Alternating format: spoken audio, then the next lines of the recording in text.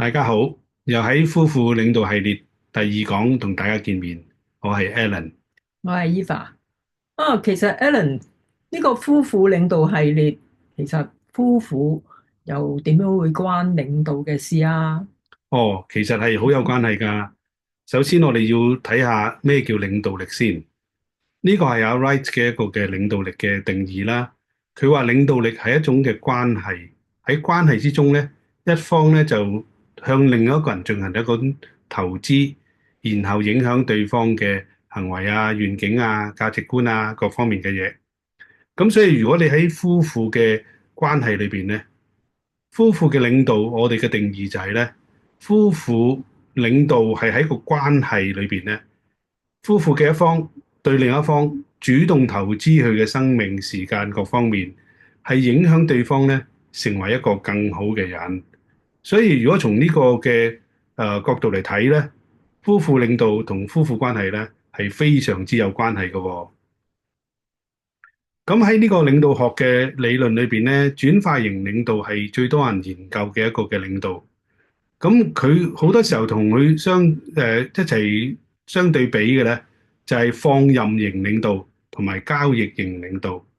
咁而呢兩種嘅領導同轉化型領導嘅分別喺邊度咧？我哋就值得喺夫婦關係裏邊咧係講一講咧佢哋嘅關係喺邊度啦。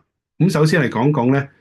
放任型領導咧，就係一種領導咧，就係其實係比較係佛系啊，你可以話係唔多理或者係算數，亦都冇諗過咧係要建立對方咧成為一個更好嘅人。咁呢種嘅夫婦嘅放任型領導咧，喺我哋觀察裏邊成日都會發生嘅喎。Eva，不如你講講一啲嘅例子。其實咧，我哋成日都會發生呢一啲嘅事情嘅。譬如我哋一齊去餐廳食嘢啦，叫咩食啊？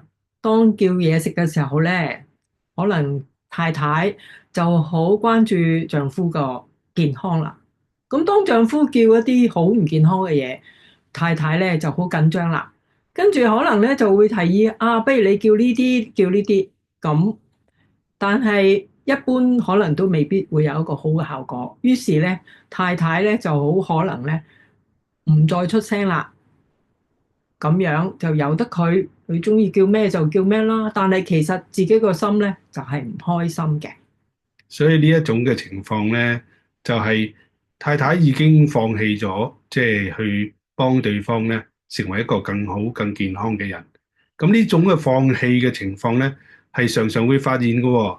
有時我哋亦都見到有啲嘅丈夫啦，係好多時候都係放任型嘅。個原因就係因為咧，佢可能本身個性格本身都係好冇乜所謂嘅。咁其實咁樣嘅情況咧，係唔會令到對方咧係更加好咁樣向前嘅。咁第二種嘅領導力咧，就係交易型領導力啦。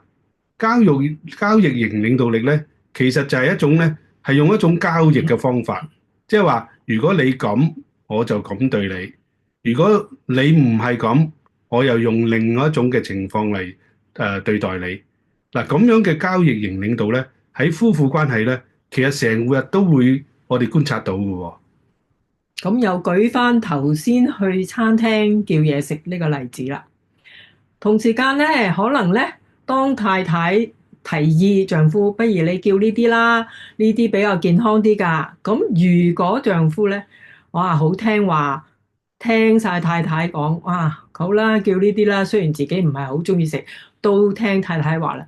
咁可能太太咧，成件事就好開心啦，成個約會嘅過程咧都好開心，所有跟住嚟嘅嘢，所有都 yes 㗎，所有都 like。咁咧，令到丈夫咧就會貼貼服服啦。咁但係換轉另一個，如果丈夫唔聽話，可能咧又解釋好多，又講來講去，佢都係叫翻自己好覺得好中意食，但係好唔健康嘅嘢。咁太太可能即刻個反應咧就黑晒塊面，可能全程成個約會跟住之後嗰啲所有都唔 like 噶，所有都係影響晒成個關係。咁對丈夫嚟講就知道，哇，唔得啦，下次一定唔可以咁樣做啦。所以你會睇到咧，喺夫婦嘅情況，經常都會有呢一種嘅領導嘅情況出現嘅喎。不過大家咧就冇為意嘅。咁而呢個你留意咧，其實夫婦之間咧，其實兩種嘅領導力咧，可以係互相係同時發生嘅喎。即係話，好似頭先啊 Eva 嘅例子啦，個太太咧就用交易型嘅領導係影響丈夫啦。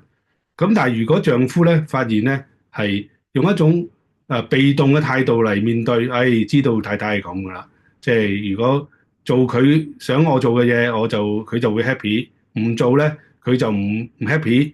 咁呢一種嘅狀態，我就採取一種咧係放任嘅態度，消極咁去對待。咁樣嘅情況咧，其實丈夫同時用緊一種放任型嘅領導咧，係去對待太太嘅喎。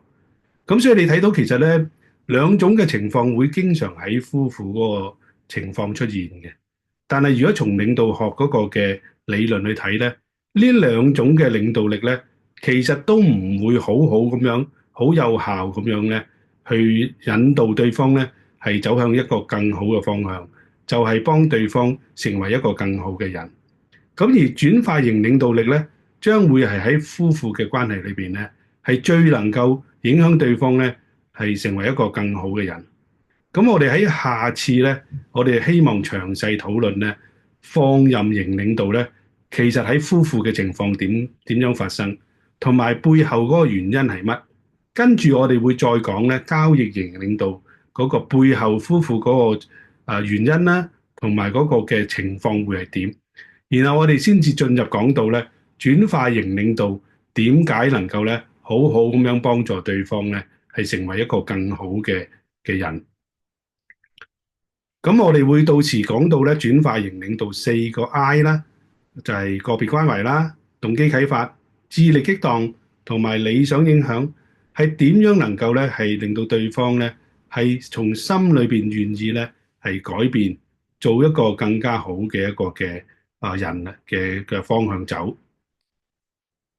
咁啊 Burns 咧呢個領導學嘅專家啦，其實佢係轉化型領導嘅倡導者，佢提出咧領導力係世界上最受觀察，即係大家都會知嘅，大家都會睇到嘅。夫婦之間嗰個領導，其實大家都冇用呢個字，但係大家都睇到嗰種嘅影響力嘅。但係大家都唔了解呢個現象嘅，即係唔了解原來夫婦之間咧係發生緊呢個領導力，而個領導力係產生緊一啲咩嘅影響。大家都冇為意嘅，所以我哋嚟緊呢個夫婦領導系列咧，就係想大家咧從呢個領導嘅角度咧去分析夫婦之間嘅情況，從而我哋希望咧幫助大家咧成為對方一個更好嘅領導者，影響對方咧都係朝向成為一個更好嘅人一個方向走。咁我哋進一步資料，你可以去我哋嘅 channel 繼續去了解啦。咁同時，如果你覺得我哋呢個系列係對你好有興趣或者有幫助咧，請你訂閱啦，同埋俾 like 我哋，等我哋知道咧，其實呢個係一個正確嘅方向。咁多謝大家收睇，咁我哋下一次就會再見面咯喎，拜拜拜。拜。